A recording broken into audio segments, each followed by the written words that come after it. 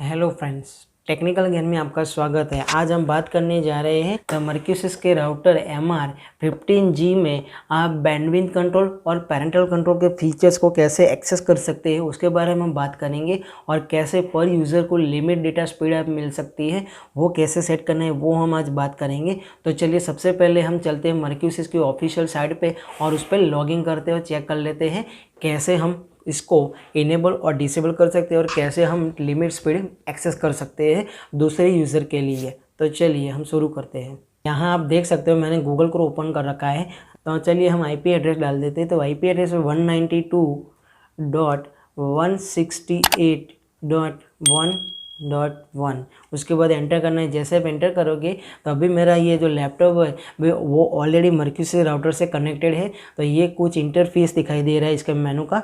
तो चलिए हम पहला ऑप्शन है नेटवर्क मैप, उसके बाद है इंटरनेट कनेक्शन, वायरलेस कनेक्शन और एडवांस मोड। तो चलिए हम पहले चलते हैं एडवांस मोड में। तो एडवांस मोड में जाने के बाद आपको करना क्या है, यहाँ पैरेंटल कंट्रोल दिखाई दे रहा है। इस पैरेंटल कंट्रोल पे आपको क्लिक करना है। जैसे आप क्लिक करोगे तो यहाँ आप देख सकते ये कुछ ऐसा मेनू आ गया है।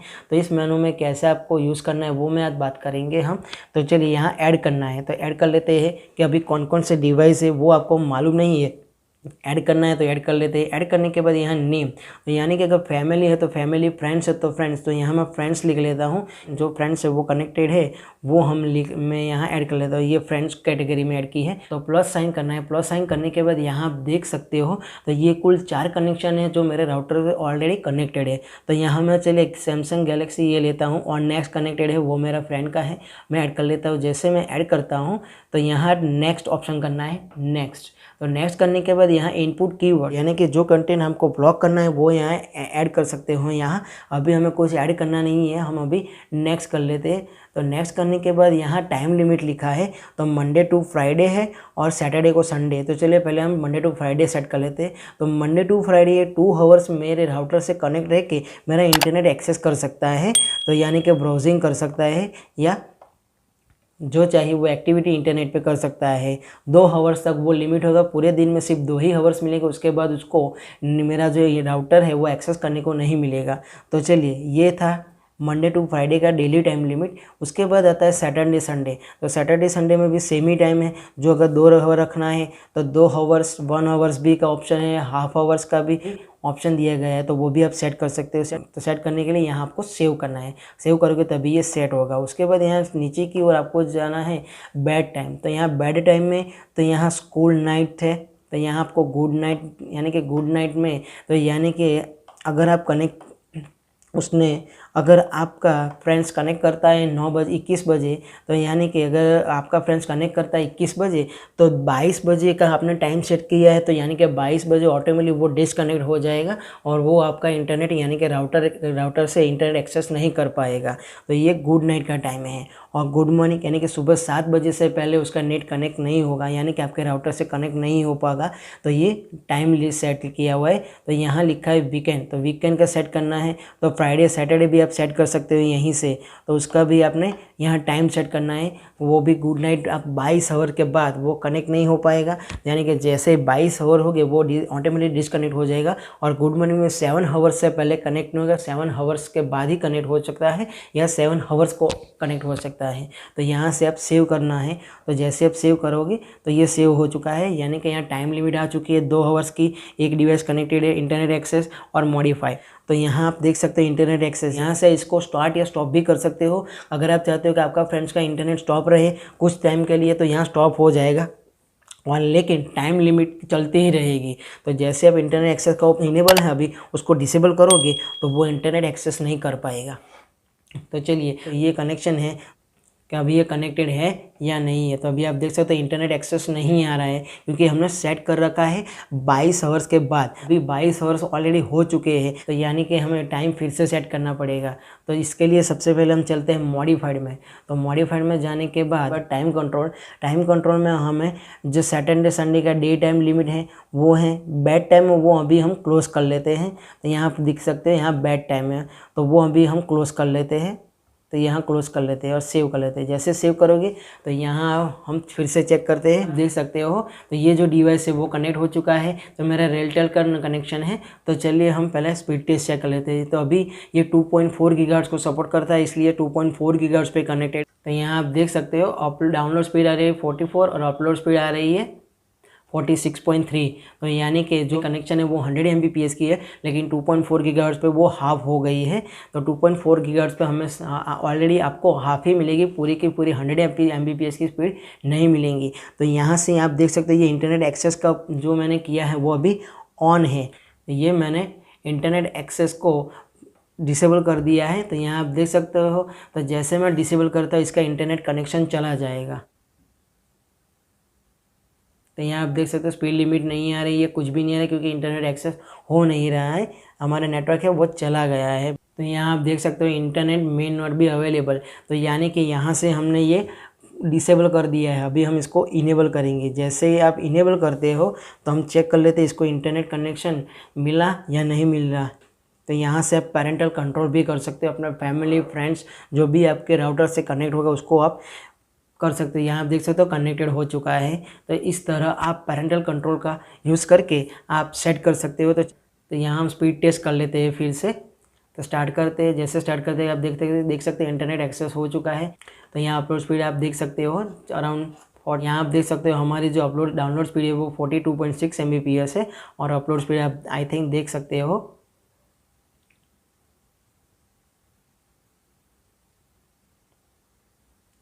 तो ये हमारी अपलोड स्पीड है। इस तरह आप पेरेंटल कंट्रोल का फीचर्स को यूज़ करके अपने फैमिली और फ्रेंड्स का इंटरनेट एक्सेस भी कर सकते हो, और उसको स्टॉप भी कर सकते हो। उसको टाइम लिमिट और बेड टाइम और डे टाइम, जो भी टाइम आपको सेट करना है वो पेरेंटल कंट्रोल में सेट कर सकते हो। तो यहाँ आप देख सकते हो सेकंड ऑप्शन है QoS।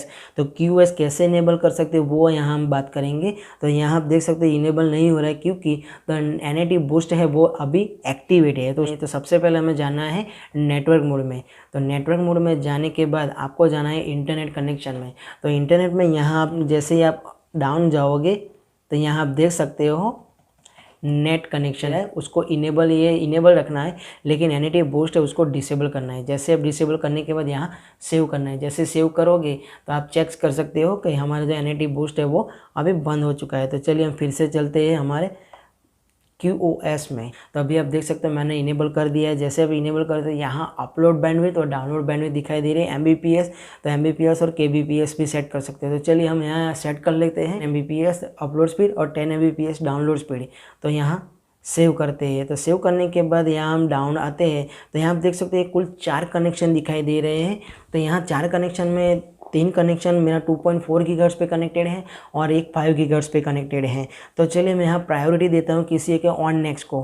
तो इन ऑन नेक्स्ट को अभी हम स्पीड लिमिट चेक कर लेते हैं कि यहाँ कितनी स्पीड मिलती है जब तक हम उसको प्रायोरिटी नहीं देते हैं तब तक। तो चलिए अभी हमने ऑन नेक्स्ट को प्रायोरिटी मोड पर रखा नहीं है, तो अभी हम इसको स्पीड टेस्ट चेक कर लेते हैं कितनी स्पीड आती है। अभी हमने 10 Mbps की स्पीड लिमिट रखी है, अपलोड स्पीड और डाउनलोड स्पीड।